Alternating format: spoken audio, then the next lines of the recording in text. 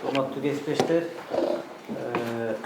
өзүңүздөр билесиздер, бүгүнкү күндө Бишкек шаардык ички иштер башкармалыгынын тергөө кызматы тергөө ишин аяктап жыйынтыктады. Ошол боюнча биз сиздерге кыскача өткөндө да маалымат бергенбиз. Бүгүн да кошумча маалыматтарды сиздерге берип коелу деп атабыз.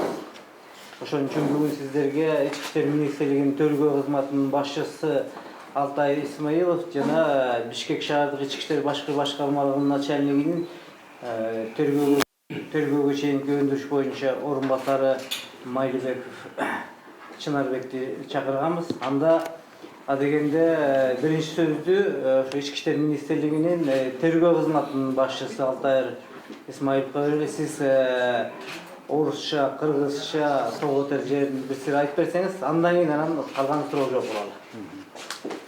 Рахмат.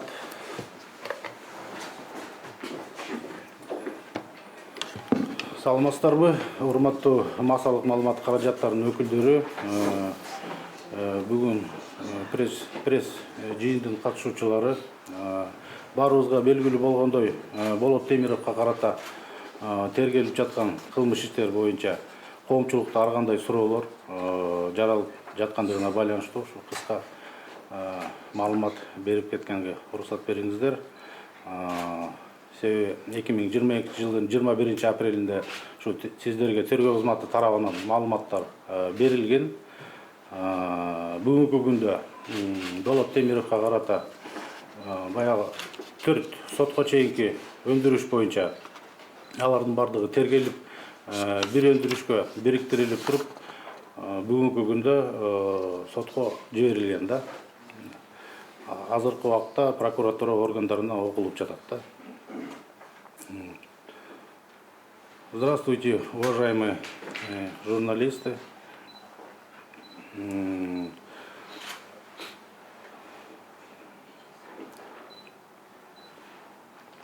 В отношении Болота Темирова у нас очень много сейчас вопросов возникло. В связи с этим разрешите мне предоставить вам краткую информацию.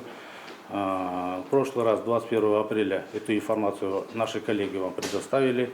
Вот. На сегодняшний день по 4 уголовным делам, возбужденным в отношении Темирова, эти дела все соединены в одно производство и переданы в судебные органы. Да? На настоящее время находятся на изучении в прокуратуре.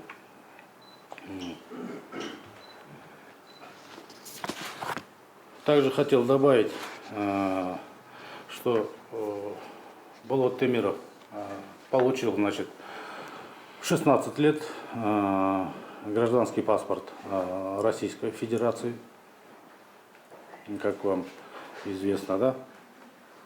Вот. И это в 96-м году, получается.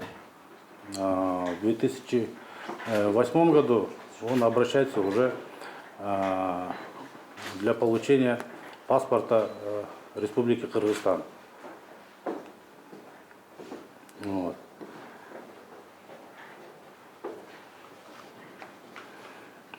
Хотя на самом деле по нашему законодательству Темиров должен был обратиться с заявлением на имя президента, где это заявление должно было рассмотреться соответствующих органов. И после этого только началась бы эта процедура. Вот. В этой связи, значит, в связи вот этих незаконных действий, Темиров, значит, пользуется военным билетом чужого человека и оформляет его в паспортном столе Узгенского района. Да? После этого происходит его незаконные действия, использование заведомо подложенного документа, в результате чего на сегодняшний день вот, дело передано в судебные органы. Да? Если вопросы есть, пожалуйста. Да? Давайте тогда мындай кылалы. сіз қысқасы сөйлесіп өттіңіз да, Өттім, иә. қалғанынан да сұрау жоқ қалады, Марат давай. Отдельный военный билет, да, он как его, как говорит президент и как глава ГКМ, говорит, он прям украл военный билет и вклеил чужую фотографию У туда. вас или есть как? пострадавшие, что ли, которого украли? Пишите, да? Было ли заявление от человека этого, От какого человека? Сейчас, у подождите. которого он украл якобы военный билет? Слышно, далее. Сейчас, подождите. Так, уважаемые журналисты, я хочу внести ясность в этом вопросе.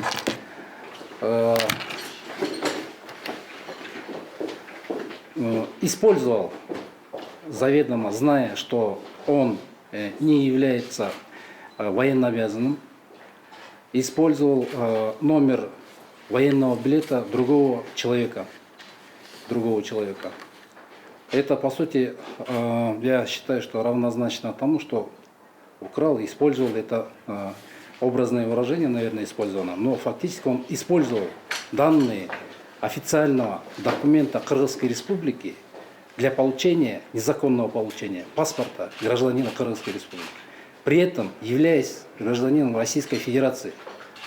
В ход процедуры принятия гражданства согласно закону о гражданстве Кыргызской Республики, а также во вход процедуры получения паспорта по достижению определенного возраста, то есть он должен был быть документирован первично паспортом Кыргызской Республики 16 лет, как он предоставил данные, он документируется 29 лет первично, соответственно, там должна была быть рассмотрена, данный вопрос должен был быть рассмотрен на конфликтной комиссии при паспортных подразделениях, куда входят сотрудники органов внутренних дел, ГКМБ, местного самоуправления и другие государственные органы.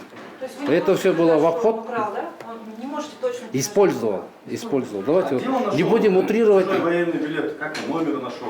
Он, давайте тоже не будем переходить границы.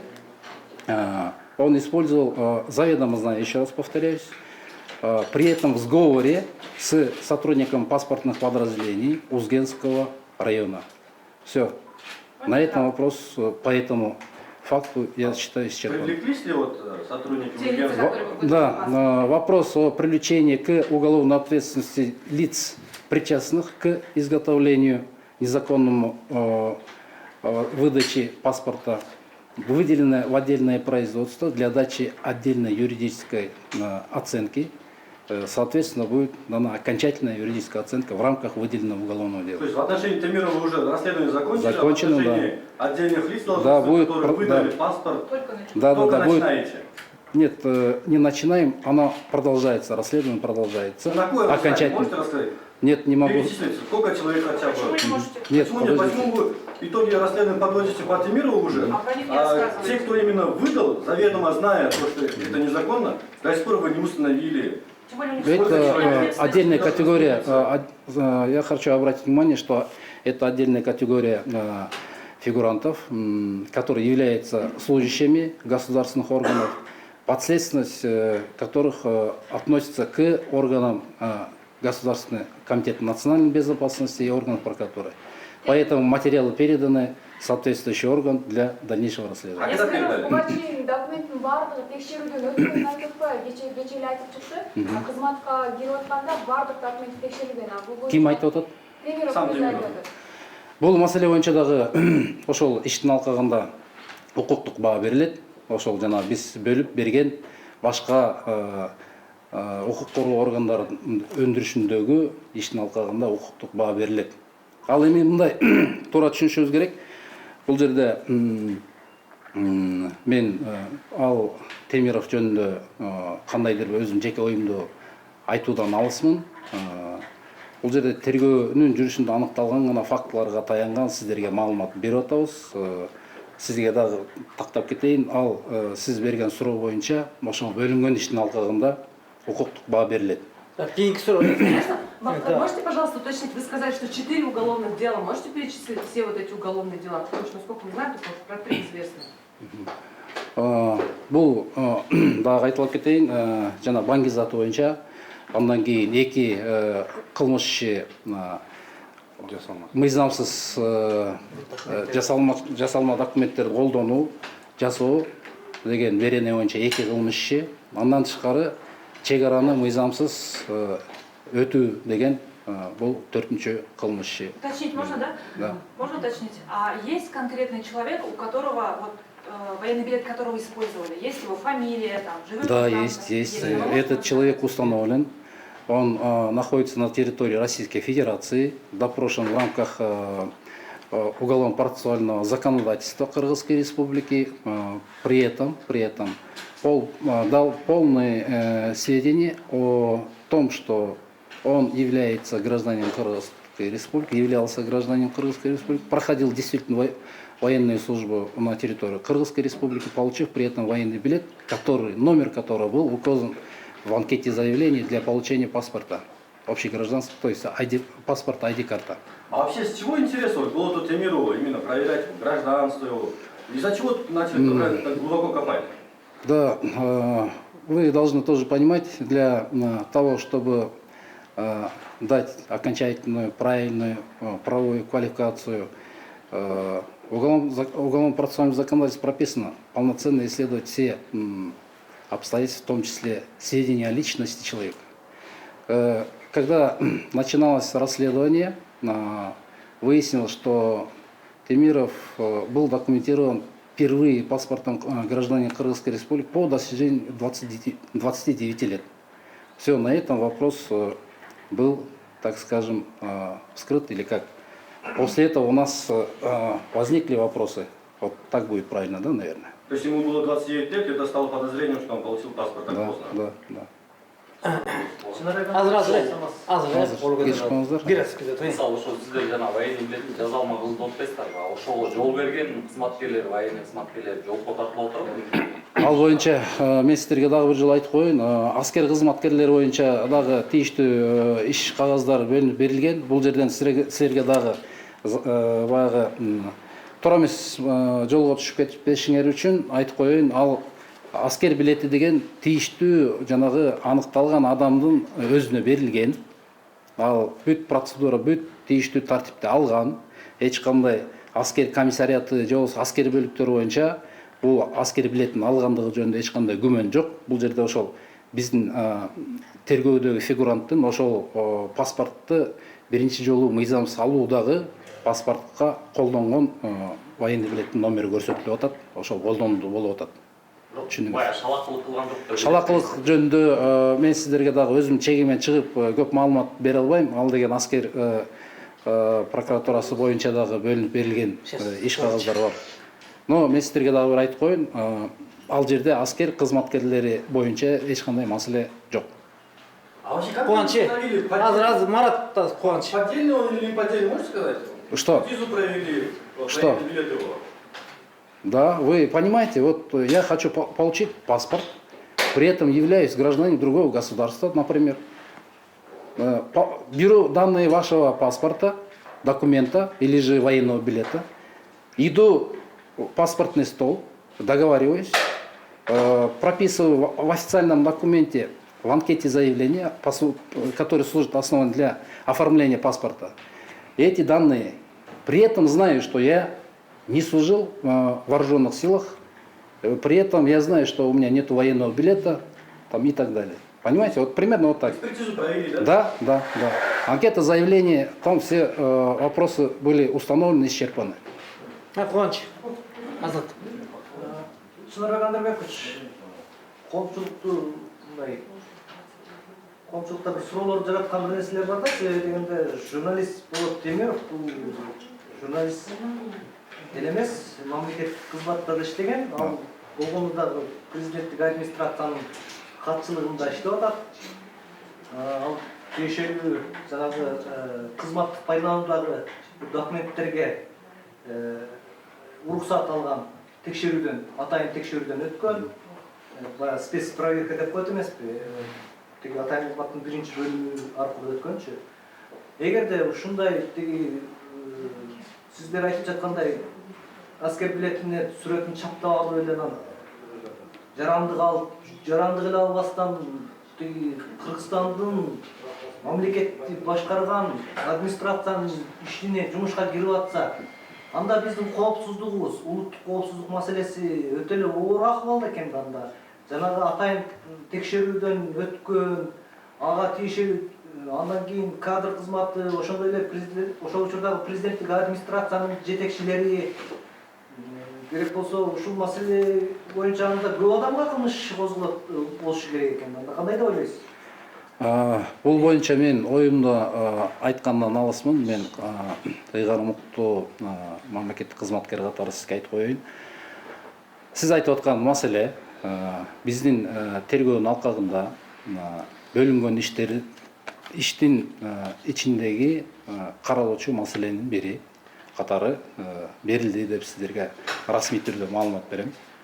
Анан мамлекеттин коопсуздугу коркунучтагы деген суроолорго дагы мен сизге жооп бергенден мындай ага компетенциямды аша чыгап кете албайм. Бирок бул маселе сөзсүз түрдө толук кандуу изилденет дагы, укуктук баа берилет.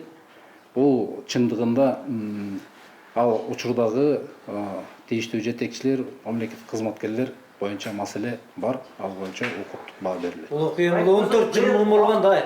14 жыл болду. Мамлекеттик сырга уруксаты болгонбу? Бул маселе боюнча мен комментарий бере албайм. Ошо менен чектелели.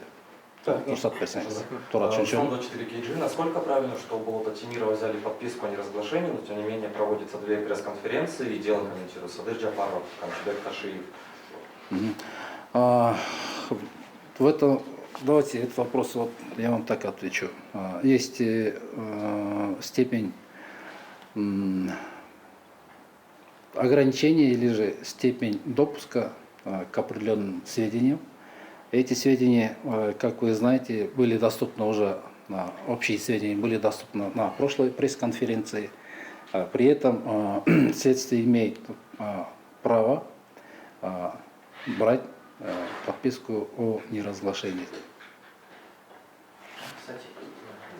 Слов мен Атманир, жанагы жасалма документтерди Болот Темировго берген тийиштүү органдардын канча кызматкерине карата саны боюнча канча кызматкерине карата азыр өндүрүш нерсе бар? Бүгүнкү күндө алгачкы сиздерге айтып кетейин. Алгач 3 кызматкер жөнүндө иликтөө башталган, бөлүнгөн. Анан ал кызматкерлердин саны, курамы дагы өзгөрүшү мүмкүн. Ал тергөөнүн жүрүшү жана жыйынтыгы менен. Ал боюнча мен сизге дагы бир тактоо иретинде айтып кетейин. Башында айткам, биздин өндүрүштөн бөлүп тийиштүү башка укук коргоо органдарынын компетенциясына тиешелүү болгондуктан ошол жакка жиберилген. Ал ишти мен комментарий кыла албайм. Качан башталды алардын адресине тергөө? Алардын адресине ошол негизги жокко тартууга негиз болгон кылмыш иши башталгандан кийин эле тиги мөөнөттүк убактылардын так убактыларын айтыш керек болуп атабы? Ал жерде бир гана суроо туулганы бул болушу мүмкүн. Жанагы 19 апрелде мен үстүмөн чек араны мыйзамсыз өтүү деген берене боюнча бүгүн тиги публикация болгондон кийин анан козголду депчи. Бул мындай укук коргоо органдарынын жалпы эмеси бул иш жыйынтыкталып жатканда иштин ичинде болгон жагдайлардын баардыгы аныкталган, укуктук баа берилип берилбей калган жагдайлардын баары текшерилет. Ошонун жыйынтыгы менен тийиштүү дагы укуктук баа берип кылмыш козгоого туура келген жагдайлар болсо, ошондой укуктук баа берүү жөнүндө процессуалдык чечим кабыл алынат. Ошондо даталар кандай болот? 19-да, акыркысы 19-да болуп атат. Менимче ошондо болуш керек. Чек арачылар, чек аранын мыйзамсыз. Паспорт боюнчачы? Паспорттары боюнча даталары 2 ай 3 ай болуп калды ошол. Бул бирки негизги козголгон кылмыштан кийинки мөөнөттө да. Спецпроверка боюнча да кылмыш иши козголду дедиңиз. Ошондо тактап койсоңуз. Спецпроверка боюнча кылмыш иши козголду деп айткан жокмун. Мен сизге дагы бир жолу айтып коеюн. Өзүнчө өндүрүшкө бөлүндү деп атам. Тийиштүү текшерүүгө алуу үчүн деп. Эми мен сөзүмдү бурмалабай мындай туура эмне кылсаңыз да биз дагы туура эмес коомчулукту маалыматтандырбай эле сиздердин сурооңузга мен тийиштүү жооп бердим. Себеби ал өзү жасап алган жок да ага тиги Туура ал айтып Ал атпайбы? эми мындай сизге Өзүнчө өндүрүшкө алынып туруп, ал өзүнчө бул ишти жаңы аяктап атпайбыз. Андан кошумча жанагы булар тапшырмалар берилип туруп, ошонун составында кылмыштын курамы барбы, жокпу, качан, кимде? Бул окуя деген уже 14 жыл мурун колдон окуя болуп атат. Анын баарын изилдеп карап көрүш керек. Убакыт керек да азырында. Туруп Он еще алып. не ответил на вопрос, господин Малик, по датам. Вы можете назвать точные даты? И ключа это понятие растяжимо тоже можете уточнить? так, давайте мындай кылайлы. Такурда. 30 март, 19 апрель, 22 23 январь. Кандай? 3 арганда иш. Ооба, 3 арганда эмес, 4 арганда иш. Ал бир өндүрүшкө бириктирилди деп жалпы маалымат берилип атпайбы. Мындай кылсаңыздар, Сотрудниктер боюнча качан? Отсаңыз азыр тиги жандармер туруп турат. сотрудниктер боюнча биз өзүнчө өндүрүшкө бөлүү жөнүндөгү чечимди кабыл алганбыз. Ал жөнүндө менде так маалымат жок. Азыр жөн эле эме болуп туура эмес айтып койбой. Бирок бул тергөө аяктаганга чейин бир топ убакыт мурда тийиштүү бөлүү жөнүндө процессуалдык чечим, башка органга жиберүү жөнүндө процессуалдык чечим кабыл алынып кеткен.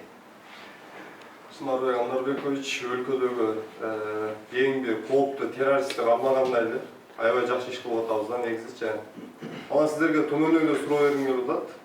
Эмнеге Улуттук коопсуздук мамлекеттик комитети анан башкы прокуратура биринчи мурдагы ишти билесиздер да, чөнтөккө атайын ошо ар кандай аракеттерди кылыпчы. Анан эмнеге ушул сиздер козгогон 4 айып ошол убакта эмнеге козголду, ошол убакта эмнеге карабадыңыздар? Биринчи элечи. Мен сизге бул боюнча жооп бергем, кайра айтылып эле келип атабыз. Айтылып атат, ошол ар бир кылмыш кылмыктоого дуушар болгон, же болбосо кылмыш кылмыктоосун жүргүзүүгө зарыл болгон жарандын өздүгү боюнча, анын өздүгүн изилдөө боюнча толук кандуу аракеттер жүрүш керек. Ал кылмыштын кылмыш окуясынын жагдайы, себептери жана шарттары, убактысы жана башка жагдайлары менен бирге ошол кылмышка шектүү болгон же тийиштиги бар адамдын өздүгү жөнүндө маалыматтар толук кандуу изилдениш керек. Ошонун алкагында болуп атат.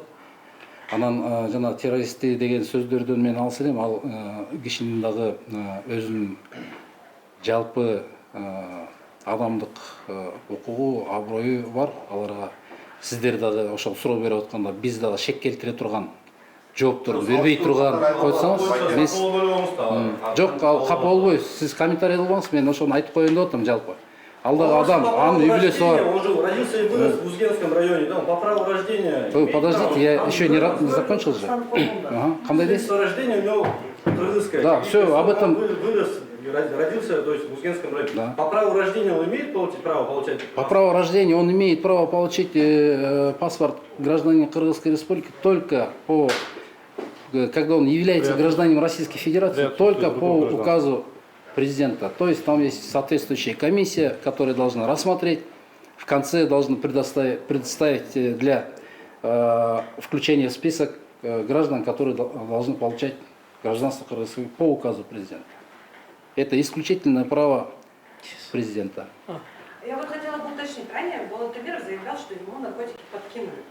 И ведется ли проверка в отношении сотрудников отдела службы по борьбе с незаконным оборотом наркотиков столичной милиции, которые участвовали в следственно-оперативном мероприятии? Давайте сразу тоже не буду выходить за пределы своей компетенции. Данные обстоятельства были предметом проверки со стороны органов прокуратуры. Сведения о результатах которых я вам точно сказать не могу. Ну, заключение же они вам отправляют. Нет, там они принимают процессуальные решения. Дисциплинарно их привлечь к ответственности или что-то? Или вам Нет, еще нет, никакого ничего. ответа не было? Там Ал кылмыш эмес пе? Ал кылмыш эмес да? не кылмыш эмес. Подкинули. Да, наркотик салган. Ал боюнча кылмыштуу факты аныкталган жок деген сиздерге жалпы маалыматты айтып коеюн. Болду. Алган боюнча мен ага комментарий дагы, сөз дагы айтып бере албайм. Смотрите, вы только что говорите, что ответа нету. Сейчас же говорите на кыргызском, что прекращено дело. Что кылмыш эмес. Вы Кылмыш бе жок? как Вы бы объясните? менин оюмду башка жакка буруп салып атасыздар, менин сөзүмдү башка жакка бурмалап салып. Мен сизге жалпы мен айтып атам, мен сизге айтып атам дагы бир жолу. Ол менин компетенцияма кирбейт, мен ал жакка окутууга баа берген эмесмин, ал мени көзөмөлдөгөн эмесмин. Болду. Жалпы мен сизге маалымат айтып атам, ал боюнча кылмыштын курамы жок деген чечим кабыл алган болуш керек деп атам мен сизге. Болуш керек пе? Болуш керек. Болуш керек. Возможно деп жазалуу, возможно. Мыйзамда ошондойбу? Эмне? Кайсы? Мыйзамдын талабы бар да. Мыйзамда эки тараптын жана деген деген болбойт да. Эмнени айтып атасыз? Эмне жөнүндө? Айтып койсоңуз дейт. Кылмыш тиги кызматкерлердин үстүнө кылмыш куугунтуктоо жөнүндө маселени айтып атасызбы? Ошону айтып атат. Ал боюнча мен сизге жалпы маалымат айтып атам. Ал боюнча кылмыш куугунтуктоо маселеси жок, менин билишимче. Бирок ага сизге компетенттүү жооп бере турган ошол тийиштүү органдан кабар алсаңыз болот деп атам. Жоопкерлик прокуратура. Мен ал боюнча жооптогу тергөөнү алганда, ал боюнча мен жооптогу сурап алганга эме милдет дагы жок. Ал тийиштүү керектүү моменттерде. Ал деген өзүнчө кызматкерлердин үстүнө болгон териштирүү болот. Вы же замначальник ГУВД Бишкека. Да. Не владеете информацией об этом? Я владею информацией. В пределах допустимого. Все. Сиз провокационный көп суроо берип атасыз. Почему? Эмнеге провокацион? Жок, бул мен сиздерге айтып атам, менин компетенциямга кирбейт. Прокуратура органдары азыр. Сен кодың замначальник болуп туруп, мүмкүн билбейм деген суроо ошол. Мен сизге айтып атам, мен комментарий бере албайм деп атам. Ал кабыл алган чечимди. Ага чейин айтпадыңызбы?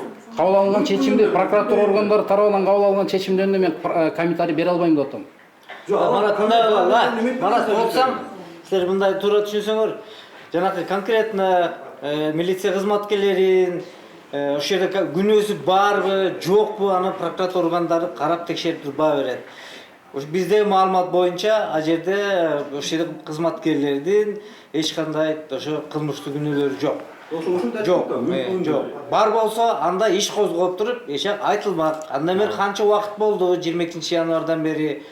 Ошон үчүн алар тергеди, карап көрдү, кызматкерлердин канчалык деңгээлде ошо кылмышты тиешеси барбы жокпу? Значит, жок. Болгондо иш козгоп туруп, коомчулукка бизден биринчи алар билдирмек. Так. Азыр мына силер тергөөнүн жыйынтыгын чыгарып атасыңар, же чыкты деп айттыңар да, эми конкретно Болот Темировго карата кандай кадамдар болот силер тараптан? Мындай да, кылмыш иши деген тергөө жыйынтыкталды, айыбы угузулду. Азыр сот органдарына негизи прокуратура тарабынан жиберилет. Прокуратура ошону изучать этет. Мына жиберилди, алар карап туруп, андан ары сотко кетет. Тергөө өзүнө тиешелүү ошол жанакы 4 факты боюнча 23 январдан баштап тиешелүү тергөө процесс иштерин жүргүздү, айыбын угузду, тааныштырды, тергөө бүттү. Мындан ары андан ары текшерүүнүн кажети жок, бүттү, точка коюлду баары. Ошон үчүн биз бүткөндөн кийин сотко жөнөтүшүбүз керек. Сотко прокуратура органдары изучать этип, карап көрүп туруп, андан ары ушун эрежеси боюнча сотко кетет. Анда сунуш киргизет эмеспи? Тергөө жана прокуратура бөгөт чарасын тандоо боюнча кандай бөгөт чарасы? Бөгөт чарасы пока мурда кандай болсо ошо боюнча эле. Мурда койдон эле турат, Мурда боюнча эле. Эч кандай өзгөртүү жок, ал жөнүндө сөз жок азырынча. Жашап турган жеринен эч жакка кетпөө. Сол катын менен. Жыйынтыктайлы сиз? Да. Получается, первоначальное обвинение в адрес Болота Темирова звучало как изготовление, незаконное изготовление наркотиков. Скажите, пожалуйста, вы всех подозреваемых по этой статье вот так вот проверяете их документы, историю получения гражданства или всего остального? Каждого гражданина вы так проверяете? Да, это обязательное условие установления личности, проверка личности. Установление личности – это один из основных требований в уголовно-процессуальном законодательстве, в отношении которого должно быть осуществлено уголовное преследование или дача юридической оценки. Это обязательное условие проверки. Последний маленький вопрос. Жок, азыр мындай деп отсаңыз, мисалы ушу кылмыштын ишинде ким гана болбосун, кандайдыр кылмышка айыпталып жатса, анын өздүгүн тактайт. Качан төрөлгөн, каякта жашаган, кандай документтери бар, бүт баарын текшерет да. Ошол текшерүүнүн учурунда гана аныкталып отурат жана кийинки фактылардын баары теңчи. Ошон үчүн ал жерде кылмыштын курамы болгондугуна байланыштуу кылмыш иши козголуп, ага ошо юридикалык баа берүү үчүн качан алган, кимдердин тиешеси бар, ошонун баары аныкталып туруп ошо кылмыш ишинде көрсөтүлгөн.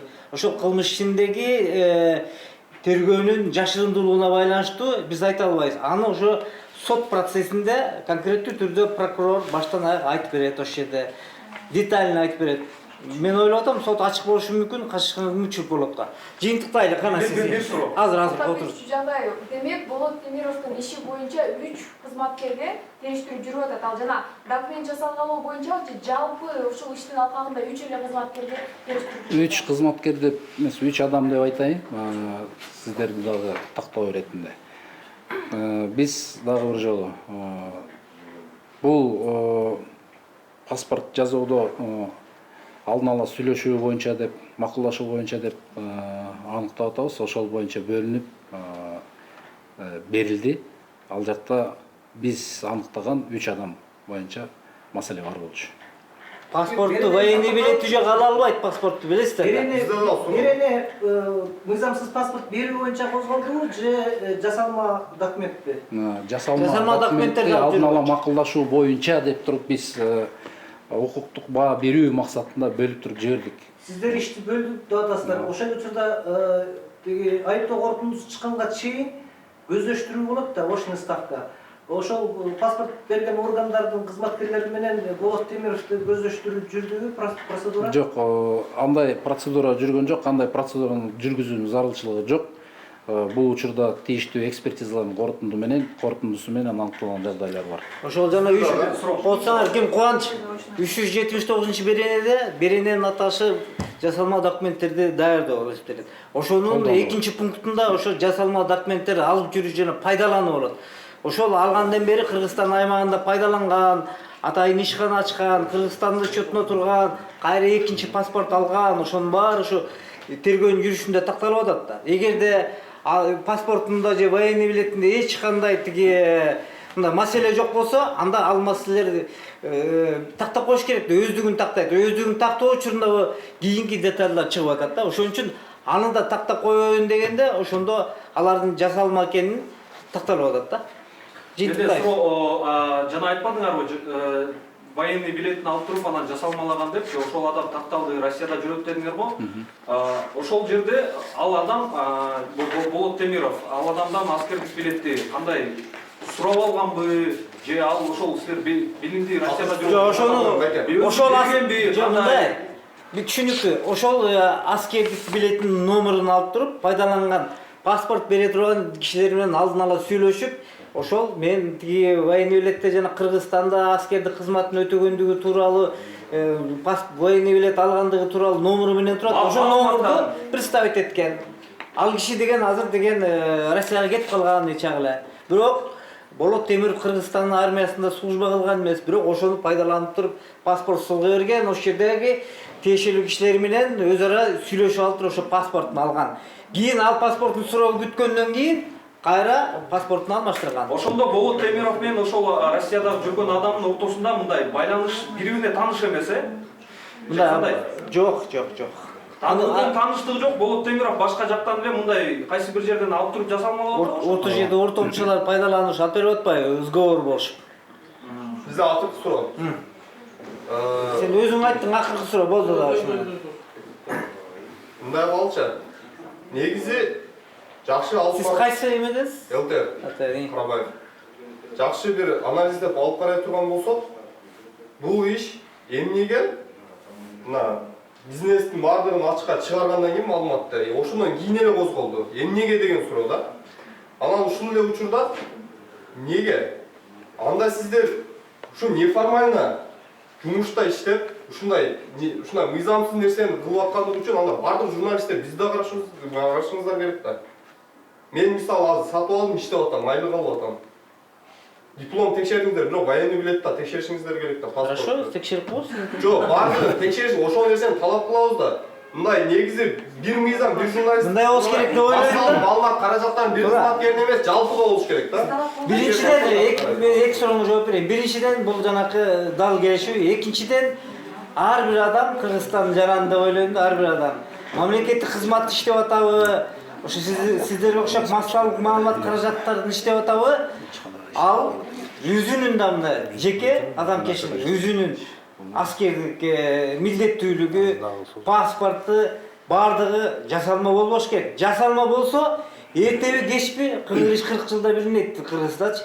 Баары бир билинет да. Ошон үчүн ойлойм да, мына бул жерде отургандардын баарыңыздардын документтериңер, баягы билетиңер, паспортуңар бардыгы ар бир адам өзүнө өзү жооп бериш керек. Эгерде өзү ошондой жасалма документтерди пайдаланууга алганга аракет кылса, же болбосо ага кимдир бирөө сага паспорт алып берем, сени кызматка киргизсем, сени Кыргызстанда момунтип эле баарын жасап коем деген болсо, анда ачыкташ керек болчу да. Ал бүгүнкү күндө андай показания бизге берген жери жок. Жок, андай кийин башташыңыздар керек. Мисалы, диплом маселесин карады, анда караңыздар да. Жок, ар бир адам өзү деген жоопкер болуш керек да өзүнө, туурабы? Негиздеме керек. Жасалма документтерди алып алып жүрүп берген болбойт да, туурабы? Кеңештин 2 депутаты чыкты эле, расталды. Эмне себептен ал токтоп калды анда? Ал эми тиги паспортто, военный тиги дипломдорду азыр көрүп атасыңар, далайлар кызматтан акырын кетип атат, чоң эле кызматта отургандар кетип атат. Муну эми улуттук коопсуздук кызматы текшерип, жыйынтыктап карап атат. Ал суроону ошол жакка беребиз. Уточните, пожалуйста, вот вы говорили по результатам экспертизы, да, там что именно было выявлено? То, что он вписал данные незаконно, или номер серийный вообще чужой какой-то? Чужой. Башка бирөөнү көрүп атпайбы? Пайдаланып атат. Эй, сенин данныйыңды алып алып, мен алып алып паспорт алып атам, ушундай да. А вы первый раз говорите, что вклеил, а теперь говорите, что просто номер взял серийный. Ким айтты клеил? Мен айткан жокмун. Кошулат. Жок, клеил деп эч ким айткан жокпуз бул жерде. Эч ким айткан жок клеил деп. Биз айтып атпайбыз, ошонун данныйларын алып туруп, пайдаланып туруп, паспорт алып алган деп. А данные этого человека не можете, да? Нет, не можем. Кандай? Данные этого человека. Он хотя бы тоже житель Узгенского? Да, у нас сразу чуть-чуть еще маленькое предисловие, да? У нас есть 2 документа, которые являются поддельным для получения паспорта, ID-карт и общегражданского, то есть загранпаспорт, да? В первом случае был использован военный билет, данные военного билета, военный билет. Во втором случае, помните, да, был период, когда у нас были трудности с бланками паспортов, было временное удостоверение личности. Такая карточка, да, на одном листе с 2 сторон. Использовал тоже временное удостоверение личности другого гражданина, жителя, уроженца Нохатского района, совсем другого человека. Поэтому у нас 2 эпизода подделки и использования. Военный билет бирөөнүкү, паспорт данныйлар бирөөнүкү болуп атат. Башка иштер. Пин-код каяктыкы болуп калат ошондо? Пин-код анда Ошко областы. пин-код деген временное удостоверение личности деп, по-моему, пин-код жок болуш керек эле ошондо. Ал жок, анда жок болчу. Жөн эле мындай эле кагаз эмес беле, билесиңер? Ну вот это Это просто промежуточный, когда у нас не было бланка. Да, можно вопрос задам? Смотрите, Болот Темиров, получается, гражданин России, да, официально является? Да. А гражданство Кыргызстана он получил незаконно. Он гражданство Кыргызстана не получил. Не получил. Минуя эту процедуру, он получил паспорт. Так, получается, вы его теперь можете депортировать в Россию? Это вопрос не в нашей компетенции, этот вопрос к нам не относится, это будет рассматриваться в суде. В судебном порядке этот вопрос будет решаться. Все. Вопрос основного наказания. Как? Ну, гражданство России все-таки есть, нет? Есть. Есть, да? Он гражданин России. Да, действующий. подтверждено документами. Бир суроо, дагы бир суроо. Айтылып атат да, мисалы чек-арадан 50 жолу мыйзамсыз кесип өткөн депчи. 51 жолу. 51 жолу, тактап атаса 51 жолу. 51 жолу бул эми 1-2 жолу эмес да. Кантип ошол 50 жолу мыйзамсыз кесип өтсө билинип калган эмес анда. Базада текшерет го. Текшерилет, ошол жакта мисалы Жасалма жолу менен документти туура айтып атасыз. Жасалма жолу менен документти алып атат да, туурабы? Алгандан кийин анан кийин ал жерден таможнядан жана башка мекемелерден өтө берет, колдоно берет, жанагындай иштерге, кызматтарга орношо берет. Вот, ошондой. Анан жана кошумчалап кетейин дедим эле. Эми баарыбызга эле белгилүү болгондой, мынакей азыр Болот Темиров ушу баарыбыздын талкууда да массалык маалымат каражаттарында. Бизде будан тышкары 100дөн ашык ишибиз бар. Подделка мененчи. Просто бул коомчулукка жаратылып калды да. Баарыңыздарга кайрылып кетет элем, мыйзам деген бар. Мыйзам жолун бузбаш керек. Анан мая тергей турган мынакей ички иштер органдары жана башка органдар тергеп, иликтеп, ушинтип баардыгын чыгарып берип атат да. Сиздер болсо ушунун баардыгын ачыкка чыгарып көрсөтүп атасыздар. Биз болсо мына сиздерге маалыматтарын берип, маалыматтарын берип, журналист экенин, тиги мыкты юрист экениңизди билебиз.